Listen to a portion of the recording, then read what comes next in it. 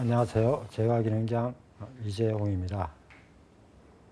이번 11회차 강의 순서를 설명해 드리겠습니다. 우선 제빵법 결정하고, 그 다음에 배합표 작성하는 방법, 그 다음에 원료의 전처리하는 방법, 그 다음에 믹싱에 대해서 설명을 하도록 하겠습니다. 우선 제빵을 만들 때 이 공정 순서입니다. 우선 제빵법을 먼저 결정을 하고, 그 다음에 거기에 맞게끔 배합표를 작성한 다음에 그 배합표에 따라서 재료를 계량을 하고, 그 다음에 반죽을 하기 전에 어떤 그 재료에 대해서 전처리를 하고, 그 다음에 믹싱, 즉 반죽을 하고, 다음에 1차 발효를 한 다음에 분할을 하고, 그 다음에 둥글리기, 중간 발효, 정형, 패닝, 2차 발효, 굽기, 냉각, 그 다음에 빵을 잘라서 파는 제품에는 슬라이스를 하고, 그 다음에는 이제 포장을 합니다. 자, 이게 일반적으로 빵을 만드는 공정 순서입니다. 먼저 제빵법 결정을 합니다. 내가 식빵을 만드는데 앞에서 여러 가지의 법이 있었어요. 스펀지법, 스트레이트법, 액체 발효법 이런 것이 있는데, 내가 그런 거를 결정할 때는 두 가지 면, 즉 영업적인 면과 생산적인 면을 따져가지고 설정을 해야 됩니다. 중에서 이 빵을 빨리 만들어야 되느냐, 그렇지 않으면 우리가 가지고 있는 시설이 얼마나 되느냐, 또 어떤 시설이 있느냐, 또한 우리가 가지고 있는 기술자들의 능력이 얼마나 되느냐, 이런 거에 따라서 이 영업적인 면과 생산적인 면 두 군데를 고려를 해야 된다, 이런 얘기입니다. 그다음에 이제 배합표 작성을 합니다. 이 배합표에는 이제 우리가 쓰는 배합표가 이제 베이커 퍼센트라고 했는데, 사실 이제 우리가 쓰는 배합표는요, 이 포뮬라입니다. 그리고 일반적으로 쓰는 것이 이 레시피예요. 그러니까 이 레시피하고 포뮬라에 대해서는 다음 장에서 설명을 드리고, 일단 이 레시피, 즉 말해서 배합표에 어떠한 그 식빵을 만들면 식빵 배합표가 있어야 되고, 앙금빵을 만들면 앙금빵 배합표가 있어야 되는데, 그거는 소비자들이 먹었을 때 이 빵은 진짜 맛있다 할 수 있게끔 어떤 비율을 정하는 거죠. 여기서 황금비라고 했지만은, 일반적으로 여러분이 다음에 재가정을 했을 때 내가 신제품을 만들었어요. 근데 소비자가 먹고 이 제품 진짜 맛있다 하면은 그 배합표는 황금비가 되는 거예요, 그 제품에 대해서. 그래서 이 황금비를 찾을 때 이제 고려할 사항, 숙성 방법과 숙성 정도. 숙성은 발효입니다. 발효를 하는데 어떤 방법으로 할 거냐, 또한 발효를 갖다가 얼마만큼 할 거냐. 일반적으로 이 빵 맛은 이 숙성에서 결정지어집니다. 거기다가 그러니까 발효죠.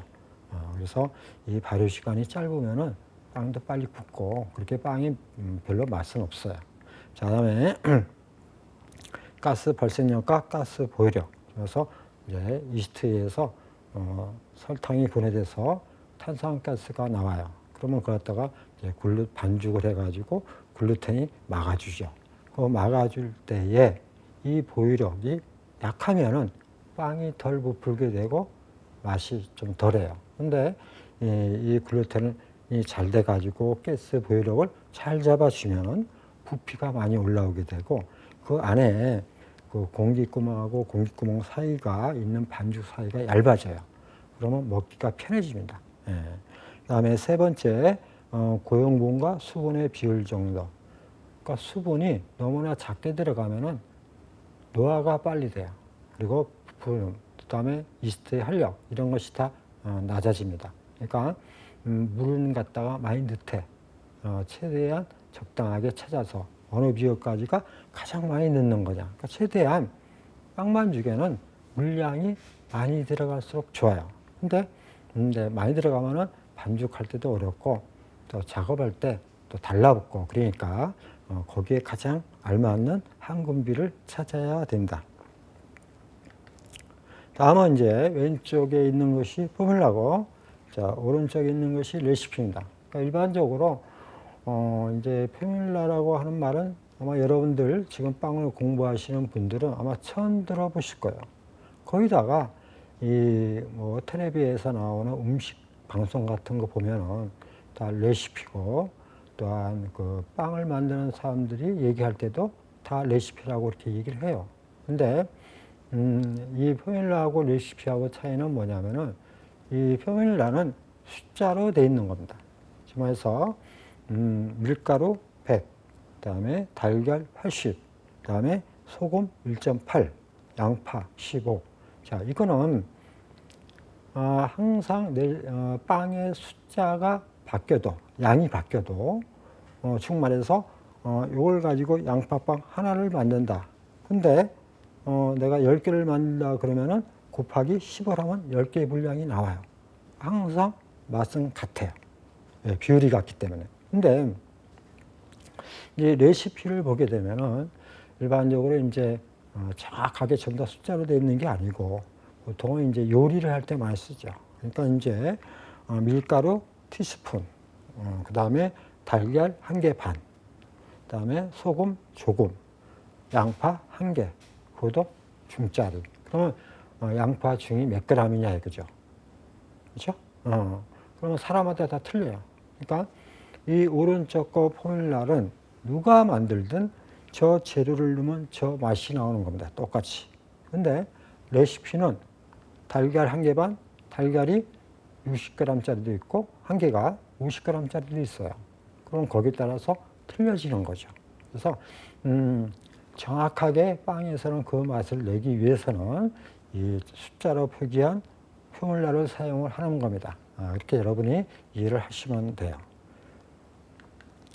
다음에는 이제 배합표에서 지금처럼 앞에 이제 밀가루가 100으로 표시하고 퍼센트로 표시가 되는데, 그걸 갖다가 이제 그램으로 만들 때에 얘기해요. 그러면 퍼센트는 우리가 이제 알고 있죠. 근데 이 그램은 바뀌어요. 그래서 이 그램이 바뀔 때에는 어떻게 해야 되느냐 하는 겁니다. 자, 1번 보시면은 각 재료의 그램은 밀가루 무게 곱하기 각 재료의 비율 이렇게 돼 있어요. 정말서 밀가루가 100이고 뒤에 그램이 1000이에요. 그러면 10배를 한 게 되죠. 자, 요거는 여러분이 얼른 봐서 이해가 안 되니까 제가 문제를 풀면서 설명을 해 드릴 거예요.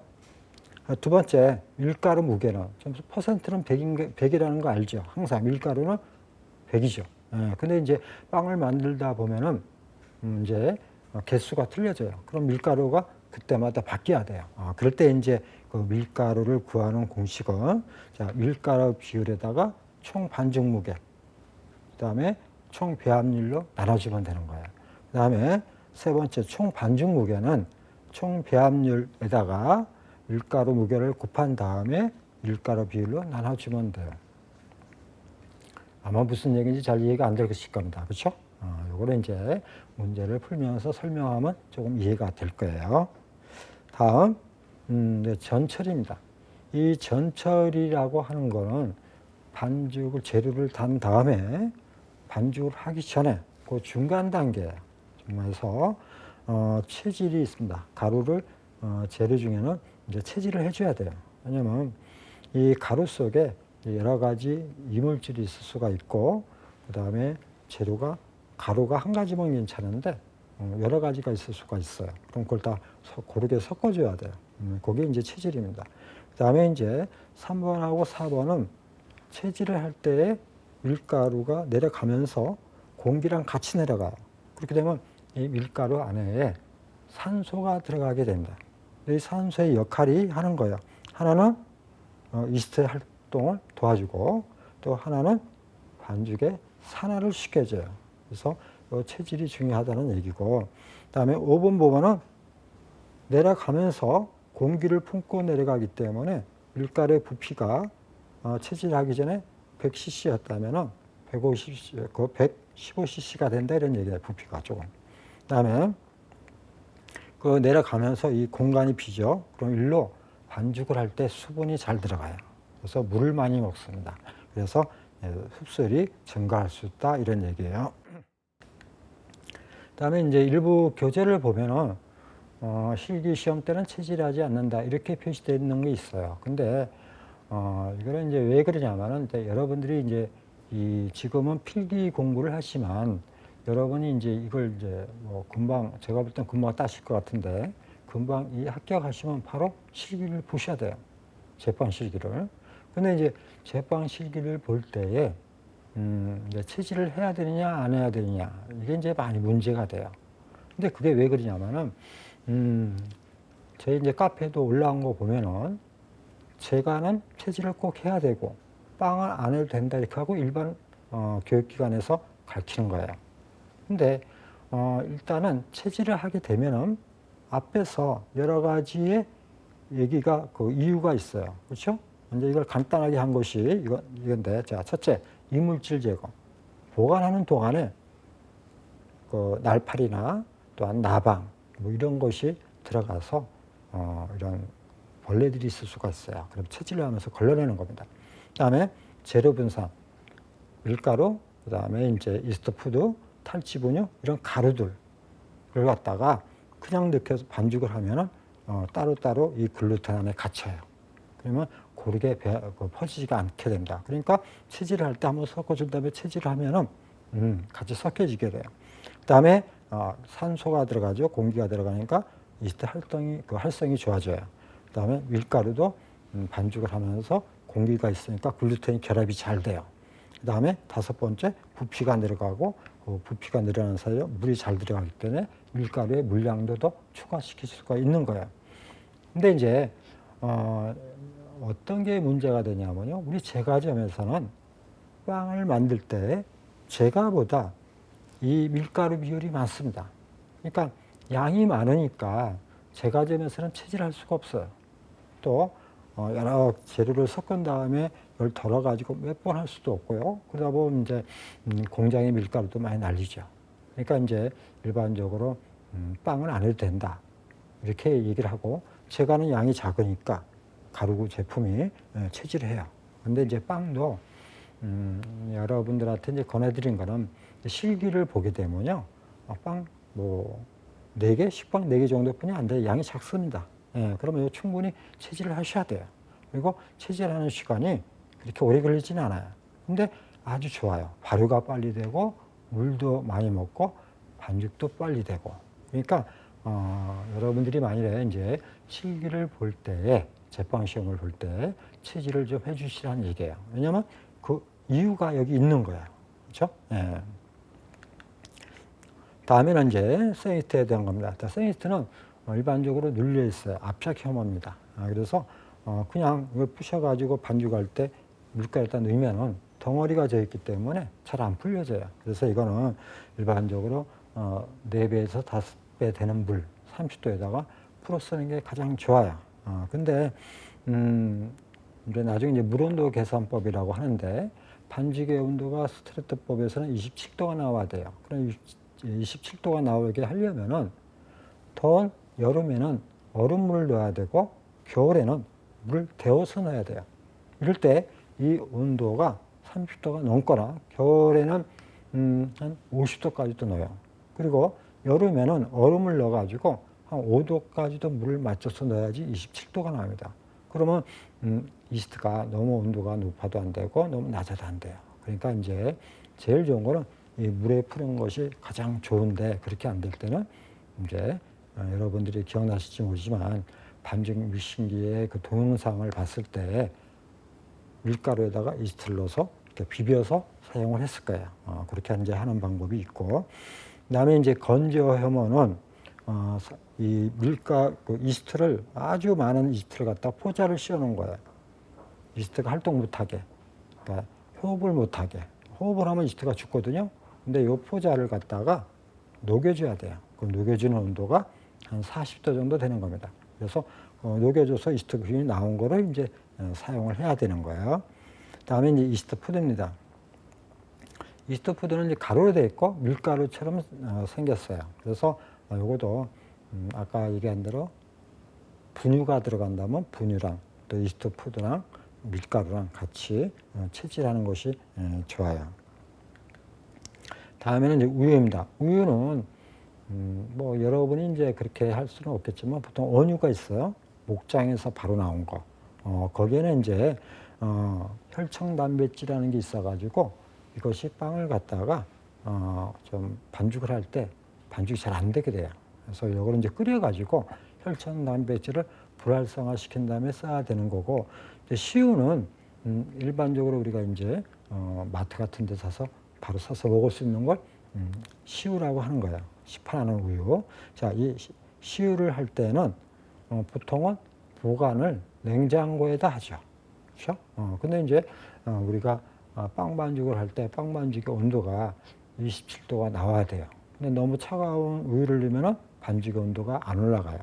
이럴 때는 이제 우유를 데워서 쓰라 이런 얘기입니다. 그다음에 이제 물. 자, 물은 이제 우리가 밀가루 다음에 두 번째로 많이 사용하는 재료예요. 근데 이 반죽 온도를 맞춰야 되는 것이 왜 반죽마다 27도, 30도, 20도 이렇게 있냐면은 다 이스트하고 연관이 되는 거예요. 이스트가 살아있는 균이기 때문에 또 얘도 온도에 의해서 영향을 많이 받아요. 그래서 온도를 맞춰줘야 되는 거예요. 근데 우리가 일반적으로 지금까지 이렇게 연구를 해보면은 우리나라에서 나오는 일반 물론 지역마다 약간 차이는 있지만은 그래도 빵 만들 때 뭐 큰 어려움이 없어요. 근데 예를 들어서 미국에 대륙이 크죠. 이 미국의 가운데 있는 제과점하고 바닷가에 있는 제과점하고는 물이 틀립니다. 물 성분이. 그래서 똑같은 배합으로 빵을 만들면 안 돼요. 마찬가지로 우리도 약간은 이제 예를 들어서 내륙하고 그다음에 제주도하고로 틀립니다. 물이. 그러면 이 물이 틀린 이유가 이제 제일 큰 것이 이제 칼슘하고 마그네슘 이게 함량인데 이것이 낮으면은 빵이 잘 안 옮기고 이것이 많으면은 너무 단단해 가지고 발효가 안 돼요. 그래서 이런 물을 갖다가 이제 잘 맞춰 줘야 되는데 그렇게 맞춰 주는 것이 보통은 이스트 푸드라고 그랬죠. 그 안에 있는 성분 중에 물 조절제가 있는 거예요. 그리고 이제 시험 문제에 이제 많이 나오는 거는 빵을 만들기에 가장 좋은 그 마그네슘하고 탄산칼슘이 녹아 있는 그 비율이 얼마나 되느냐. ppm으로 했을 때 이제 120에서 180대는 물을 갖다 쓰는 게 제일 좋다. 또 이거는 어떨 때는 이제 문제가 나올 때 답이 120에서 180 ppm 미만 이렇게 나올 때가 있고 또 어떨 때는 악용수, 경수 이런 식으로 나올 때가 있으니까 자, 악용수는 120에서 180 ppm이다. 이걸 같이 여러분이 외워주시면 좋아요. 그다음에 유지입니다. 자, 유지는 이제 보통 우리가 요새 얘기하는 건 쇼트닝을 얘기하는데 이 쇼트닝은 온도가 내려가면 굉장히 단단하게 굳습니다. 그래서 이걸 이제 빵 반죽이 넣을 때는 딱딱한 거 그대로 넣으면 잘 반죽이 안 섞여요. 그러니까 아주 잘게 잘라가지고 넣고 이제 제일 좋은 거는 27도짜리 작업실이 있다면 쇼트닝을 거기다가 보관하면은 쇼트닝이 조금 말랑말랑하게 돼 있어요. 그럼 그거 갖다가 계량해가지고 반죽할 때 넣으면 제일 좋아요.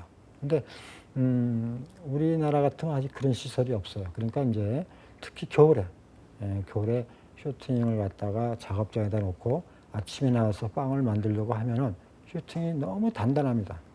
그래서 그럴 때는 보통은 발효실을 사용해요. 발효실의 온도를 좀 높인 다음에 거기다 유지를 넣고 퇴근하고 아침에 와서 그 발효실에 있는 쇼트닝을 갖다가 계량한다 이렇게 생각하시면 되는 겁니다. 그다음에 탈지 분유. 이 분유는 물하고 만나서 빨리 젖주지를 않으면은 덩어리가 지게 돼요. 그래서 이 따로 탈지 분유를 밀가루에다가 따로 넣어가지고 반죽을 할 때에 이 밀가루를 넣고 탈지 분유를 넣고 좀 있다가 물을 넣고 또 다른 작업을 하다가 미식을 하면요 바로 덩어리가 집니다. 그러니까 만일에 채질을 안 하고 한다면은 분유가 들어가자마자 바로 물을 넣고 반죽을 돌려야 돼요. 그래야지 덩어리지는 걸 조금 더 막을 수가 있어요. 근데 제일 좋은 거는 조금이라도 분유를 퍼뜨려야 되니까 들어가는 재료 중에 가장 많은 건 밀가루니까 자, 밀가루 또한 이스트 푸드가 들어간다면 이스트 푸드 자, 이런 것들이랑 같이 한번 섞어준 다음에 채질을 해서 사용하는 것이 가장 좋아요. 그다음에 이제 경과가 있습니다. 경과가 이제 보면은 좀 딱딱한 거죠. 호두처럼. 자, 이런 것들을 이제 우리가 한번 오래 놔두면은 주로 경과에는 지방이 많습니다. 이 지방이 공기 중에 있는 산소하고 결합이 되면서 산패가 돼요. 냄새가 납니다. 그래서 이걸 갖다가 오븐에다 넣어서 한번 날려주는 게 좋아요. 이렇게 조금 제품을 갖다가 더 고소하기 위해서 오븐에다 넣어서 한번 고주는 거. 이런 것들도 전철이라고 하는 겁니다. 다음에 건가입니다. 건가는 말라있는 거예요. 그러니까 원래 완제품의 상태의 과일에서 수분을 쭉 뺀 거죠. 그러니까 우리가 대표적인 것이 이제 건포도, 그다음에 자두 중에 말라있는 건자두 이런 거죠. 근데 이런 그 건자두나 건포도를 빵에다가 그대로 놓고 반죽을 해서 빵을 만들게 되면은 이 건포도하고 건자두가 빵 반죽에 있는 수분을 빨아먹어요. 그러다 보면 빵 반죽에 있는 수분이 작아지니까 빵이 빨리 굳게 되죠. 그러려면 어떻게 해요? 이 건포도나 건자두에 미리 물을 넣어주면 돼요. 미리 그 미지근한 물에 담갔다가 어느 정도 물을 먹은 다음에 반죽을 치면 물을 먹고 있으니까 빵 반죽에 있는 물은 안 뺏어 먹겠죠. 그래서 이렇게 미리 물에다 넣어서 담가서 사용하는데, 그때 물은 빵 반죽의 온도가 우리가 스트레트법에서 27도 한다 그랬잖아요. 그 27도 온도가 밀가루가 물을 빨아먹는 온도가 가장 좋은 온도예요. 그래서 이 전처리 할 때 물의 온도도 27도로 해주는 것이 좋습니다. 물론 아마 이제 제가 이렇게 물로 표현을 하는 거는 여러분이 이 필기를 보고 합격을 하시면은 이제 실기를 볼 때 이 전처리 하는 것들이 시험에 나와요. 건포도 식빵 같은 거는 이렇게 물에 담갔다 써야 돼요. 다만 이제 제과점 같은 데서는 이제 술에다 담가 쓰는데, 그 이유는 술을 쓰게 되면 알코올이잖아요. 그래서 제품이 곰팡이가 나는 걸 막아줄 수가 있어요. 그래서 일반 제과점에서는 술에다가 이렇게 담갔다가 사용을 많이 합니다. 다음에는 이제 믹싱입니다. 이제 일반적으로 믹싱 그러면 반죽 이렇게 얘기를 하는데, 보통은 이제 나눠서 회계할 때, 자, 반죽하자 할 때는 믹싱을 하자는 거죠. 자, 반죽한 거 가져와라. 반죽한 걸 계량해라. 이럴 때는 반죽이 다 돼 있는 도 상태, 도. 그렇죠? 스폰지법에서 말하는 도 상태. 그래서 일단은 웬만하면 이제 반죽 대신에 믹싱으로서 설명을 많이 하려고 합니다. 그러니까 반죽하고 믹싱의 개념을 여러분이 조금 이해를 해 주시면 돼요. 자, 보시면은, 자, 반죽 믹싱이란 밀가루, 이스트, 소금, 자, 그 밖에 물을 혼합하여 모든 재료를 균일화시킨다. 그래서 반죽에 내가 필요한 빵을 만들 때 사용하는 배 앞에 있는 재료를 계량을 한 다음에 이제 전처리를 하고 그걸 이제 믹싱기에 또는 믹싱볼에 넣어서 섞어준다는 얘기죠. 결론은요, 그렇죠? 그다음에 두 번째 보면 반죽 속에 단백질들을 결합시켜 글루텐을 생성 발전시킨다. 이게 이제 반죽의 큰 목적이에요. 섞어주는 거는 손으로도 할 수가 있죠. 근데 이제 이 글루텐을 형성을 하려면은 힘이 많이 들어요. 그래서 물론 손으로 하게 되면 오래 걸려서 되지만 아주 고르게 되지가 않습니다. 그래서 보통은 이 믹싱기라고 하는 기계를 사용을 하는 거예요. 그래서 시간을 갖다가 뭐 12분, 15분 이렇게 오래 돌려가지고 밀가루 속에 있는 단백질에다가 산소가 들어가서 물하고 결합을 시켜서 글루텐이라는 걸 만들어내는 거죠. 그것이 전에도 말씀드렸지만은 지구상에는 이 글루텐을 만들 수 있는 인자, 글루텐이 많은 것이 밀제예요. 그래서 아직까지는 밀 외에 빵을 만들 때 부피를 많이 낼 수 있는 게 없어요. 그래서 밀에 있는 그 글리아딘 글루텐이라는 단백질에다가 물을 넣어서 이 글루텐을 만들어내는 것이 믹싱이다, 이렇게 생각하시면 된다.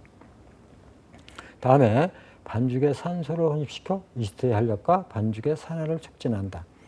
반죽계는 몇 가지가 있는데요. 이제 보통 이제 우리가 이제 제가 지금 사는 걸 수직 믹서라고 하는데, 이거는 이제 반죽을 칠 때에 공기가 들어가요. 그럼 공기 중에는 산소가 있어요. 그럼 산소는 반죽을 갖다가 산화를 시켜요. 그러니까 글루텐을 결합을 잘 시키고, 그다음에 발효할 때 이스트한테도 영향을 줘요. 그래서 산소를 갖다가 집어넣는다. 믹싱할 때 이런 얘기예요. 그다음에 마지막 보시면은 빵의 특성에 따라 반죽 속의 글루텐의 믹서를 이용한 기계적인 숙성 작용을 지속적으로 일으켜 다양한 물리적 성질을 부여하는 것이다. 반죽을 하게 되면은 이제 다음 단계에서 반죽의 단계를 설명할 텐데 처음에 섞어지고 반죽의 글루텐을 결합을 시키고 나중에는 조금 끊어지고 막 이렇게 기계적으로 이렇게 하는 것을 물리적인 방법이라고 합니다. 그래서 이 물리적인 방법으로 여러 가지 이 빵에 맞는 반죽 상태를 맞게끔 결합을 시키는 거예요. 그러니까 어느 빵은 반죽을 많이 하는 게 있고 어느 빵은 반죽을 조금 하는 빵이 있어요. 그러니까 거기에 따라서 믹싱을 이렇게 하시면 되는 겁니다. 그다음에 반죽을 만드는 목적. 첫째, 원재료를 균일하게 분산하고 혼합한다. 여기 이제 앞에 있는 거를 조금 단순하게 줄여놓은 거예요. 그다음에 두 번째, 수용성 재료를 용해시켜 밀가루의 성분 중 수분을 흡수하는 전분과 단백질을 소화시킨다. 또 마찬가지로 반죽을 할 때 들어간 물이 반죽에 있는 전분에 들어가서 수화가 되고 또 단백질이 물하고 결합이 돼서 글루텐을 형성을 하게 되죠. 그다음에 이제 그 수화라고 하는 거는 반죽의 배 앞에 있는 물량을 집어넣어서 믹싱을 할 때에 물이 빨아먹게 돼요. 그래서 여러 가지 인자가 있죠. 밀가루, 단백질도 물을 빨아먹고 전분도 물을 빨아먹고 그다음에 분유도 물을 빨아먹어요. 그러니까 여러 가지 이제 그 흡수율이 관계되는 것들이 있습니다. 이런 것들을 이제 하는데 큰 거는 단백질이 물을 빨아먹으면서 글루텐이 되는 거예요. 그다음에 세 번째, 반죽에 산소를 혼입시켜 이스트의 활력과 반죽의 산화를 촉진시킨다. 앞에서도 이제 계속 얘기를 했던 겁니다.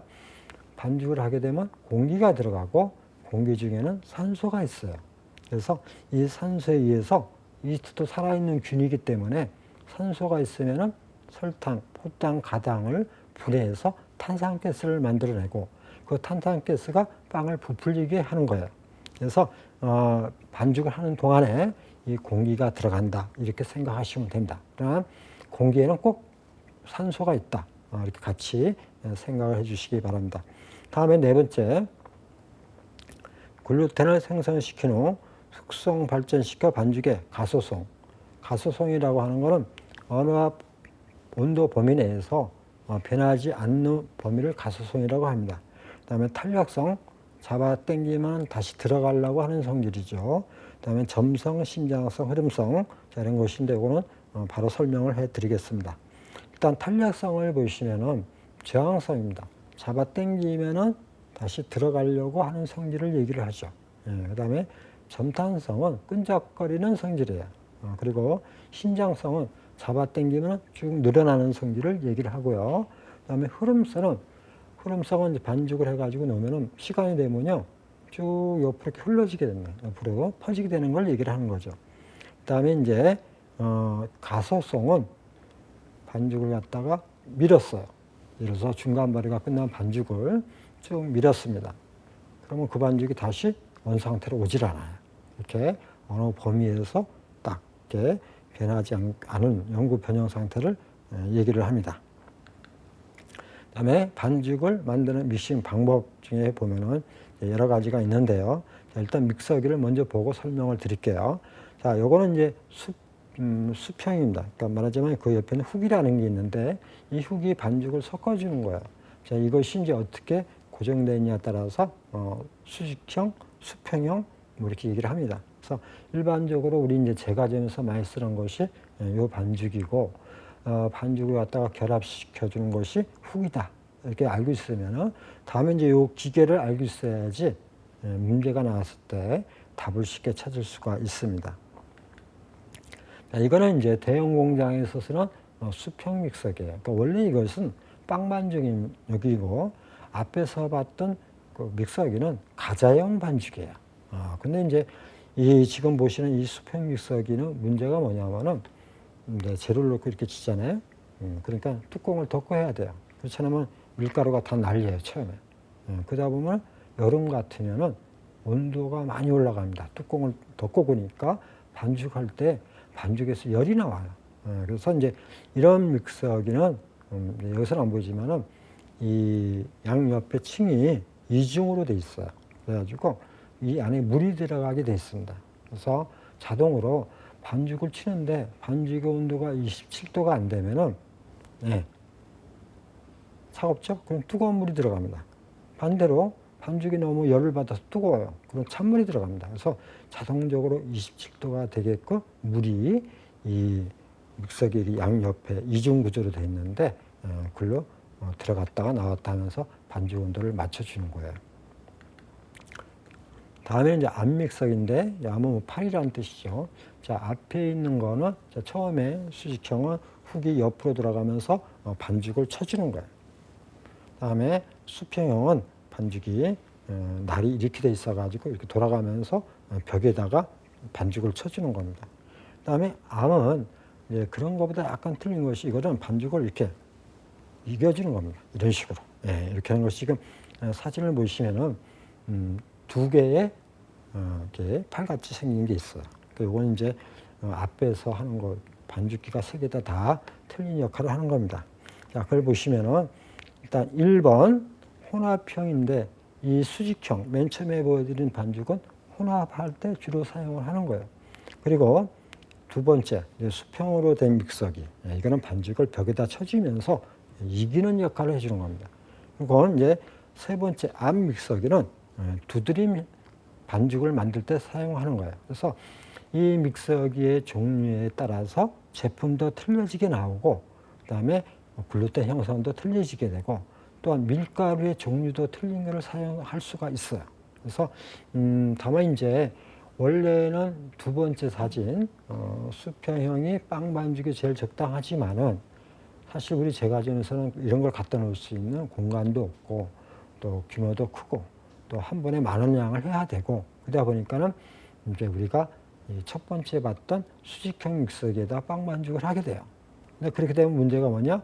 이 훅이라는 게 있잖아요. 이렇게 갈고리처럼 생긴 거. 이 위로 반죽이 올라가요. 그럼 맨 위에 있는 반죽은 치대지를 못하게 돼요. 그래서 이제 자주 굵어져야 되는 그런 문제가 있습니다. 다음에는 이제 반죽 단계입니다. 반죽이 6단계가 있고 실질적으로 이제 6단계 중에 우리가 필요한 거는 5단계까지만 필요한 거고 6단계가 되면은 빵을 만들 수가 없는 그런 단계예요. 그래서 여기서 아마 여러분이 앞에서 좀 들어봤던 렉다운 단계도 나올 겁니다. 그 다음에 청결 단계도 나오고 자 그런 것이 이 단계 중에 몇 번째 해당이 되고 또 어떤 반죽 상태가 그런 청결 상태, 렉다운 상태 뭔지 같이 공부하도록 하겠습니다. 자, 1번 혼합 단계, 픽업 스테이지라고 합니다. 자, 이거는 반죽에다가 믹싱 볼에다가 밀가루를 넣고 물을 넣고 저속으로 섞어주는 단계예요. 그래서 이때는 그냥 재료하고 물하고 고르게 섞어준다 이렇게 생각을 하면 돼요. 그러니까 이제 말 그대로 혼합 단계입니다. 이때는 이제 고속으로 안 치고 저속으로만 쳐주는 거죠. 그래서 반죽이 이제 어느 정도 물이 다 들어가면은 밀가루의 하얀 색깔이 약간 아이보리 색깔로 변해요. 그때 되면은 이제 반죽을 갖다가 조금 더 속도를 올려가지고 돌립니다. 그럼 반죽이 이제 한 덩어리로 뭉치게 돼요. 계속 돌리면서 글루텐이 형성이 되면서 이제 한 덩어리가 되죠. 자, 이럴 때 이제 주로 많이 하는 것이 요 단계까지 반죽을 하는 것이 시험 문제 나오니까 뭐 지금 식빵에 대해서 하는 거지만 요 반죽 단계에 대해서 이제 시험 문제 나올 때는 이 청결 단계까지만 믹싱하는 제품은 이렇게 나와요. 그럼 답이 데니시 패트리가 되는데 이 데니시 패트리도 이제 여러분이 한번 만들어 봐야 되는데 지금 만들어 보지를 않았잖아요. 그렇죠? 근데 지금 뭐 이런 건 이제 외울 수밖에 없는데 이제 설명을 드리자면 이게요. 자, 이 데니시 패트리는 반죽을 한 다음에 반죽을 넓게 펴서 유지를 싸요. 반죽을 덮어서 밀어요. 이 미는 거를 몇 번 합니다. 근데 이렇게 밀 때마다 이 반죽이 글루텐이 형성이 돼요. 그러니까 이 미는 작업을 여러 번 하기 위해서는 처음에 반죽을 할 때 글루텐을 많이 해놓으면은 밀기가 어렵다는 거야. 그러니까 미는 작업을 많이 하는 반죽 제품이 되겠죠. 데니스 패트리, 크루아상 뭐 이런 것들은 반죽을 갖다가 많이 하지 말고 반죽이 한 덩어리를 딱 뭉치면은 이제 그거 가지고 제품을 만들어라 이런 얘기예요. 근데 이제 가로치고 수작업시라고 써놨어요. 이건 뭐냐면 손으로 할 때 2단계까지라는 얘기입니다. 근데 기계로 할 때가 있어요. 기계로는 이제 파이루라고 하는 그 로라 사이로 반죽을 왔다 갔다 하면서 점점 반죽을 얇게 만들어요. 그러면 이거는 사람보다 힘이 더 세요. 기계가. 그러니까 이때는 반죽을 갖다가 많이 할수록 결이 잘 나와요. 이제 여러분들 크루아상 보시면 결 있죠. 이렇게. 그런 결들이 반죽을 많이 할수록 글루텐이 단단하게 결합이 될수록 결이 잘 나온다. 그런데 일반 제과점에서는 이런 그 기계를 갖다 놓을 수가 없어요.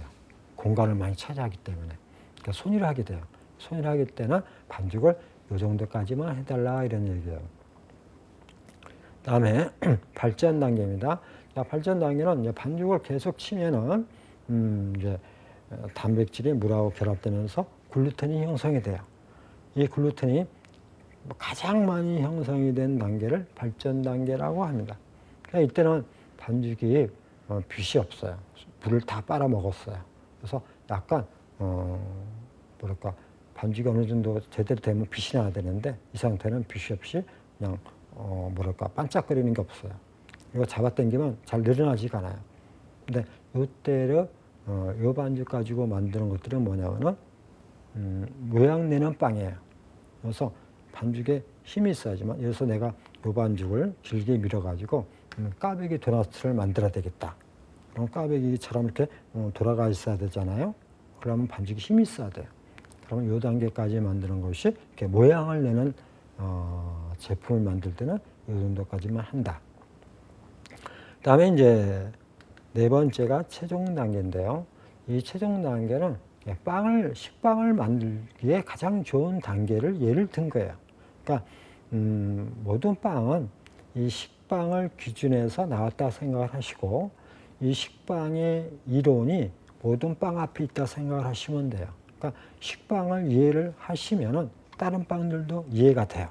그래서 일단 식빵을 만들기에 가장 좋은 반죽 상태를 우리가 그 반죽을 100으로 본다 이런 얘기입니다. 퍼센트로. 그래서 이 식빵 반죽보다 반죽을 덜 치면은 80%, 60%, 40% 이렇게 얘기를 하는 거고 더 많이 치면은 60%, 120% 이렇게 얘기를 하는 거예요. 그래서 일반적으로 발전 단계 그러면은 다른 거 필요 없이 식빵을 만들기에 가장 좋은 반죽 상태 이렇게 얘기를 하는 겁니다. 이걸 이제 굳이 이제 퍼센트로 얘기한다면 100이 되는 거죠. 기준이. 그러니까 식빵을 만들기에 가장 좋은 반죽이 100이라고 하는 이유는 저 앞에 발전 단계에서 반죽이 가장 단단하게 뭉쳤어요. 그러니까 이 상태에서 빵을 만들면은 가스가 나와도 불지가 않습니다. 그럼 이제 반죽을 좀 더 치게 돼요. 더 치게 되면은 이제 반죽이 약간 끊어지면서 부드러워져요. 그러면서 이제 그 글루텐에 결합되어 있던 물이 빠져나옵니다. 그러면 그 물에 의해서 빛이 나요. 그래서 지난번 여러분들이 렉다운 반죽 치는 거 보셨죠? 그때 벽에다가 반죽 붙이고 막 이럴 때 반죽이 빛이 많이 났었죠. 근데 이 최종 단계는 그거보다는 조금 덜 나요. 그러니까 반죽을 많이 치면 많이 칠수록 글루텐이 끊어지면서 물이 많이 나오면서 이 빛도 많이 보이게 되는 겁니다. 그다음에 처징 단계입니다. 요전에 설명드렸잖아요. 햄버거 빵하고 잉글리시 머핀 만들 때 반죽이 좀 처져야지 높이가 안 올라오게 되니까 일반적인 식빵보다 지금 더 친 거죠. 그러니까 반죽 5단계가 되는 겁니다. 다음에는 이제 파괴된 건데 계속 반죽을 치면은 이제 글루텐이 끊어져요. 끊어지면 어떻게 돼요? 나중에는 수분이 다 나오게 되죠. 그냥 반죽이 다 가라앉아서 파전 반죽처럼 돼요. 물 반죽이 됩니다.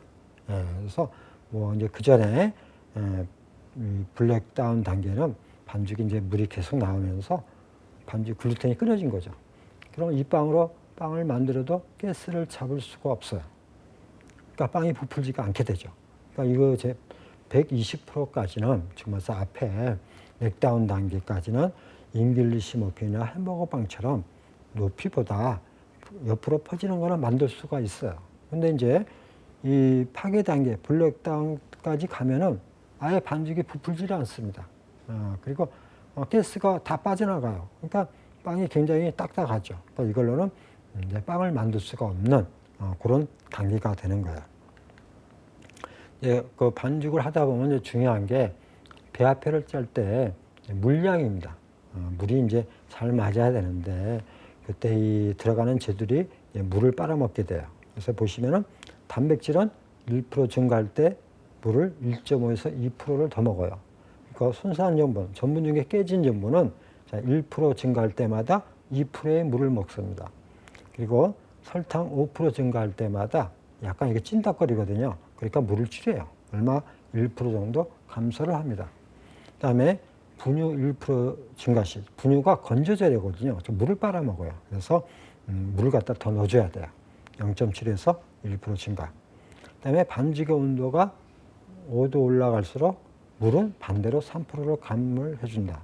그러니까 온도가 높을수록 물을 내뱉어요. 그러니까 반죽의 분량을 빼줘야 돼요.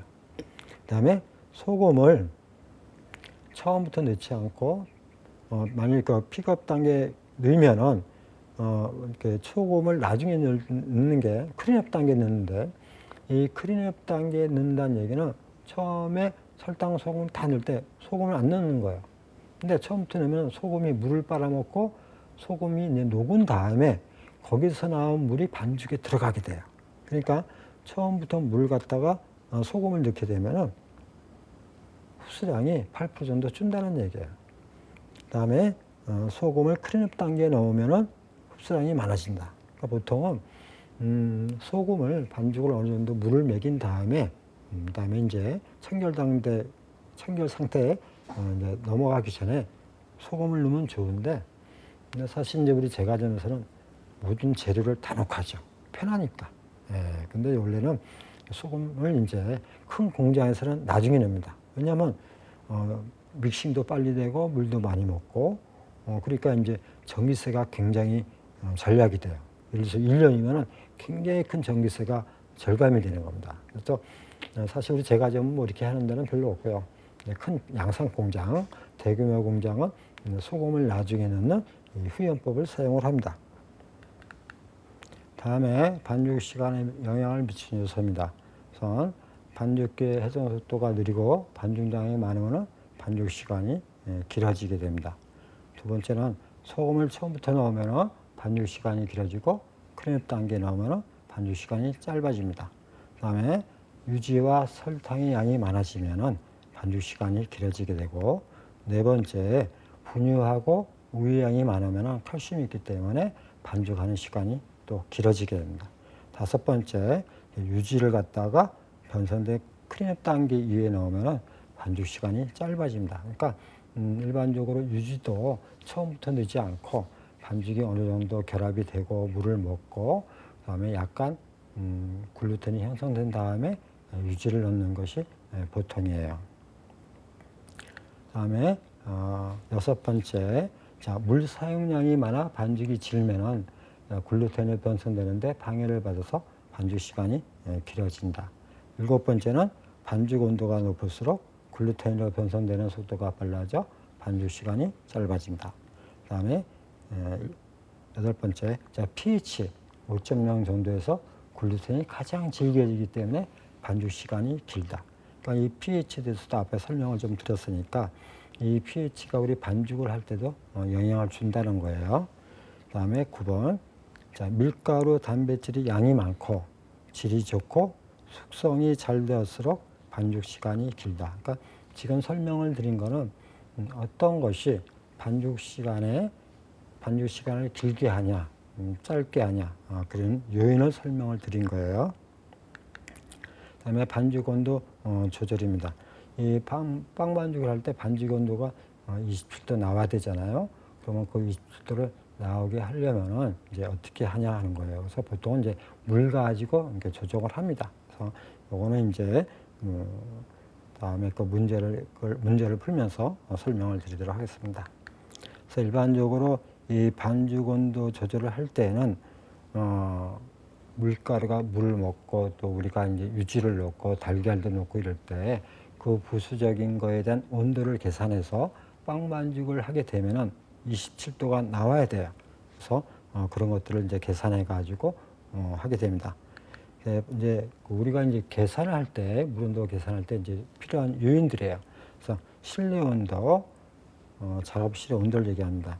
그다음에 수돗물 온도, 반죽을 치기 위해서 우리가 일반적으로 수돗물에서 나오는 온도. 그다음에 계산된 사용수 온도는 내가 이 물을 갖다가 이 정도 물을 넣으면은 반죽의 온도가 27도 나오겠구나. 이렇게 계산한 물의 온도를 얘기합니다. 그다음에 마찰계수는 반죽을 하는 동안에 이 반죽을 갖다가 벽에다 치게 되고 또 밀가루가 물을 빨아 먹으면서 또 발생하는 에너지가 있어요. 그래서 이 마찰계수는 도라는 표시를 안 씁니다. 에너지이기 때문에. 그래서 실내 온도, 수돗물 온도, 계산된 사용수 온도, 그다음 밑에 있는 결과 온도, 희망 온도는 다 도라는 표시를 해요. 근데 이 마찰계수는 도를 표시를 하지 않는다는 거 여러분이 기억을 하시기 바랍니다. 그다음에 이제 결과 온도는 반죽을 우리가 새로운 믹서기를 하나 샀어요. 그래서 반죽을 한번 쳐본 겁니다. 반죽을 쳐봐가지고 반죽 온도가 몇 도 나오는가 한번 알아봐야 돼요.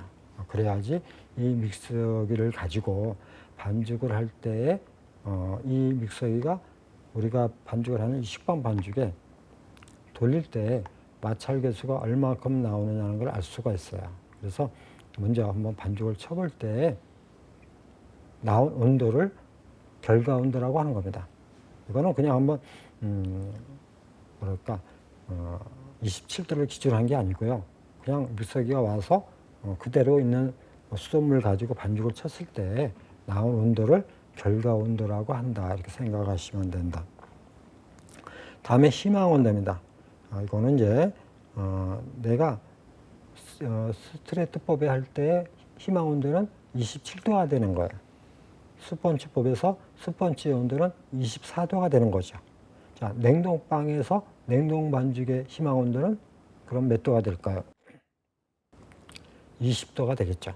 그래서 각 빵 반죽에서 필요한 그 온도를 갖다가 희망 온도라고 합니다. 자, 이걸 가지고 이제 계산하는데 이 계산이 시험 문제에 안 나올 때가 없어요. 그래서 이 문제는 빵을 만드는데 가장 기본적으로 알고 있어야 되는 문제입니다. 그래서 이 물온도 계산이 이제 제가에도 있고 빵에도 있는데 요거는 이제 여러분이 조금만 이해만 하시면은 뭐 대입만 시키면 됩니다. 다 이제 이 공식에 필요한 거는 문제에서 다 줘요. 전에처럼 100%는 안 준다 그랬죠. 근데 여기서는 이제 또 하나 여러분이 이제 알고 있어야 될 게 80이라는 에너지인데 그거는 이제 안 줘요. 요거는 여러분이 알고 계시면 되고 다만 나머지는 다 예시를 줍니다. 다만 이제 이 마찰계수 구하는 공식 중에서 스테트법하고 스펀지법 두 개가 있는데 이 스테트법에서는 세 가지 요인 중에서 결과 온도 곱하기 3 뒤에 있는 밀가루 온도, 실내 온도, 수돗물 온도 요 세 개를 앞에 곱하기 3으로 표시한 거예요. 그리고 이제 계산된 사용수 온도, 얼음 사용량 이런 거는 이제 문제를 풀면서 설명을 드리도록 하겠습니다. 다음에는 이제 스펀지법에서 온도예요. 그러니까 스펀지법에서는 이제 밀가루 온도, 실내 온도, 수돗물 온도, 스펀지 온도가 하나 들어가거든요. 그래서 예문에 이것도 스펀지 온도를 제시를 해줘요. 그러니까 앞에서 계산할 때는 스트레이트법은 결과 온도 곱하기 3. 근데 스펀지법은 결과 온도 곱하기 4로 해줘야 된다는 거. 이걸 여러분이 이제 알고 계시면 돼요.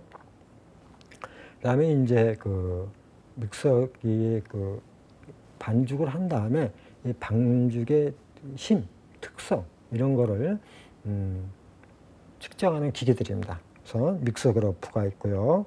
그 다음에 이제 아밀로 그래프가 있고, 시험 문제에 이제 아밀로 그래프에서 많이 나오는 것이 노란색으로 한 400에서 600 BU 이렇게 표시한 건데, 요거는 이제 그래프에서 어느 정도에서 그래프가 많이 왔다 갔다 하느냐, 이 범위를 400에서 600이 되는 밀가루를 사용하면 좋다 이런 얘기입니다. 그다음에 익스텐소그래프라는 게 있는데 익스텐소그래프는 반죽을 친 다음에 잡아 늘리는 힘을 측정하는 기계입니다. 그다음에 레오그래프가 있는데 이거는 이제 반죽을 기계로 할 때에 어느 단계에서 얘가 힘을 많이 먹냐 뭐 이런 걸 알아내는 거예요. 그다음에 이제 페리노그래프가 있습니다. 이 페리노그래프는 주로 여러분이 외우실 때 단백질이 영어로 이제 프로테인이거든요. 그래서 앞에 P자를 빼가지고 이 기계 이름도 앞에 이제 F가 들어가 P자가 들어가니까 이 페리노그래프는 단백질이 물을 얼마나 많이 빨아먹느냐 그리고 이 단백질의 힘이 얼마나 좋으냐 이제 그걸 갖다가 측정하는 기계예요. 그러니까는 같이 앞에 P로 이렇게 외우시면은 이 페리노그래프는 뭘 측정하는 기기구나 이걸 알 수가 있습니다. 다음에 이제 믹스아트라는 게 있습니다. 이거는 이제 혼합할 때 반죽을 혼합할 때 여러 가지 이제 잘못된 거 이런 걸 어디 부분이 잘못됐는가 이런 걸 찾아내는 기계예요. 그다음에 이제 시험 문제 자주 나오는 것이 요 세 개입니다. 페리노그래프, 아밀로그래프, 익스텐소그래프. 그러니까 이제 약간씩 이제 문제마다 틀리는데 어느 데는 익스텐시 그래프라고 나오고 또 어느 데는 익스텐소 그래프 이렇게 나와요. 근데 셋 다 둘 다 익스텐시하고 소하고는 같은 기계 이름입니다. 그래서 페리노그래프는 자, 반죽 공정에서 일어나는 밀가루의 흡수율을 측정합니다. 주로 이제 전분의 상태를 측정을 해요. 그다음에 흡수를 측정하고 아밀로그래프는 보통 이제 전분의 알파 아밀라제 효능을 측정을 합니다. 그리고 이제 익스텐스 그래프는 밀가루의 계량 효과를 측정하는 그런 기계라고 여러분이 외우시면 돼요. 이 세 개가 문제에 보기로 주로 많이 나옵니다. 자, 문제를 풀어보도록 하겠습니다. 다음 중 제과제빵 재료로 사용되는 쇼트닝에 대한 설명으로 틀린 것은 자, 쇼트닝에 대한 얘기예요. 여러분이 보시면은 빵을 만들 때 융점이라고 하는 것이 녹는 온도를 얘기합니다. 근데 이 빵을 만들 때 이 쇼트닝은 좀 단단해요. 다른 거에 비해서. 그래서 이것이 이제 융점이 낮다가 아니라 녹는 온도가 높기 때문에 융점이 높은 거예요. 그래서 답은 2번이 되겠습니다. 다음, 제빵에서 소금의 역할이 아닌 것은 자, 소금은 반죽에 들어가면은 글루텐을 좀 단단하게 하고 그다음에 색깔을 갖다가 좀 누렇게 만들어요. 그래서 보시면은 아닌 것은 그랬으니까 1번이 이제 아닌 거고 2번 맛을 조절한다. 유해균의 번식을 억제시킨다. 글루텐을 강화시킨다. 즉 보기 2번, 3번, 4번은 빵에서 소금의 기능이 되는 겁니다. 그 다음에 문제 3번 식빵 제조에 있어서 소맥분의 4%에 해당하는 탈지 분유를 사용할 때에 제품에 나타난 영향으로 틀린 것은 그래서 소맥분은 밀가루를 얘기합니다. 그러니까 밀가루 100을 사용할 때에 분유 4%를 사용한다 이런 얘기예요. 문제 뜻을 여러분이 이해를 잘 하실 줄 알아야 됩니다. 자, 4%를 넣었을 때는 빵 표피색이 연해지는 게 아니라 이 안에 유당이 있어요. 그렇죠? 분유수의 50% 유당이고 이 유당은 빵을 구울 때 색을 내게 합니다. 그래서 색이 연해진다가 아니고 얘는 이제 틀린 것은 물어봤으니까 강한데 연해진다가 됐으니까 4번이 답이 되겠죠. 다음에 문제 4번. 자, 우유식빵 500g짜리 5개를 만들 때 분할 손실이 4%라면은 총 반죽 무게는 얼마냐 하는 문제입니다. 자, 이거는 이제 전에 한번 여러분이 밀가루 무게를 푼 그런 문제가 있었어요. 그렇죠? 베이커% 할 때. 예, 그때는 이제 굽기 냉각 손실이 12%, 또 이제 발효 손실이 1% 이렇게 문제가 나왔던 거예요. 근데 지금은 이제 밀가루를 물어보는 게 아니라 발효가 분할할 때 분할하기 전까지 그러니까 보통은 이제 여기서는 분할 손실이지만은 이제 발효 손실이 돼요. 그러니까 발효할 때 수분이 날아가거든요. 그때 이제 4%가 날아가는 거예요. 반죽을 해놓고 발효하는 동안에 4%가 날아갔었는데 이제 500g짜리 5개를 빵을 만들려고 하면은 약 2,500 정도가 필요한데 날아갔기 때문에 그건 날아간 것만치 다시 더해줘야 돼요. 그래서 그 더하는 공식이 자, 총 반죽 무게는 총 완제품 중량 나누기 1 마이너스 분할 손실량. 이 앞에 1은 앞에 있는 총 반죽 중량을 100으로 본다 그랬죠. 그 중에서 분할 손실이 4%니까 1 마이너스 0.04를 하게 되면은 0.06이 되죠. 그래서 2,500 나누기 0.6을 하게 되면은 2,604가 되고, 이걸 이제 그램으로 나누면은 저기 3번 2,604g이 답이 되겠죠. 다음, 식빵 제조 시 부피를 가장 크게 하는 쇼트닝에 적절한 비율. 그러니까 여러분이 이제 빵을 만들 때 배 앞에 쇼팅을 넣어야 돼요. 그러면 쇼팅을 얼마큼 넣어야 되냐? 그러면 쇼트닝의 기능을 알아야 돼요. 그래서 가장 적당한 쇼트닝을 넣어야지만 빵이 가장 좋게 나오는 거죠. 자, 적정한 비율은 얼마냐? 4에서 6%. 물론 이제 약간씩 시험 문제가 답이 틀리게 나올 수가 있어요. 지금처럼 해설해 보시면은 어떤 데는 답이 3% 내지 4%가 나올 수도 있어요. 그러면 이제 여기서 답은 4에서 6%지만은 만일에 3에서 4%가 가상 근사치로 나왔다면은 그게 답이 되는 겁니다. 그러니까 지금 여러분들이 공부를 하시면서 보면은 딱 정해져 있는 게 별로 없어요. 그렇죠? 온도도 몇 도에서 몇 도, 습도도 몇 도에서 몇 도, 이런 식으로. 그래서 이런 것들도 여러분이 이런 문제가 나올 때도 이렇게 4 내지 6% 이따 그럼 해설도 잘 보셔가지고 해설에서는 3 내지 4도 답이 되는구나 도 같이 여러분이 알고 계셔야 돼요. 자, 오늘은 제빵법 결정법 하는 방법, 배합표 작성, 원료의 전처리, 믹싱에 대해서 설명을 드렸습니다.